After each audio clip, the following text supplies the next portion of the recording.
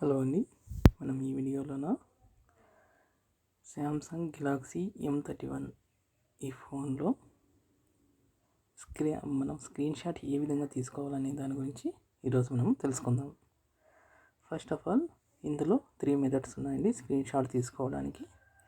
అందులో ఫస్ట్ వచ్చి మనము మన మొబైల్లో ఉన్నటువంటి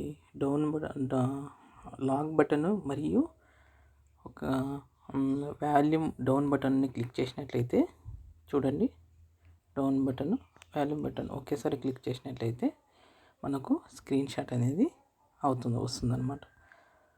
అదొక మెథడు.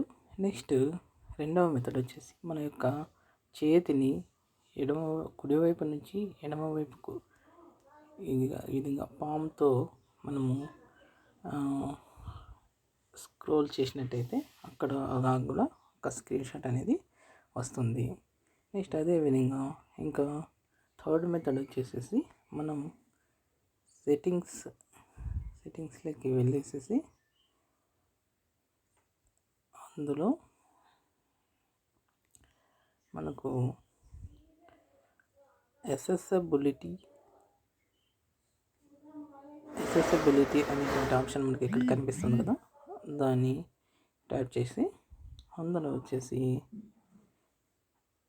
ఇంటరాక్షన్ అండ్ డెక్స్టరిటీ అనే ఆప్షన్ మనకు కనిపిస్తుంది ఇక్కడ. దాన్ని ట్యాప్ చేసిన తర్వాత ఇక్కడ సెకండ్ ఆప్షన్గా అసిస్టెంట్ మెనూ అనేది మనకి ఇక్కడ కనిపిస్తుంది. దాన్ని మనం ఓకే చేసినట్టయితే ఎనేబుల్ చేసుకోవాలి. అలా ఇక్కడ మెయిన్ స్క్రీన్ మీదకి వచ్చేసి దీన్ని అసిస్టెంట్ మెనూ అనేసి అంటారు.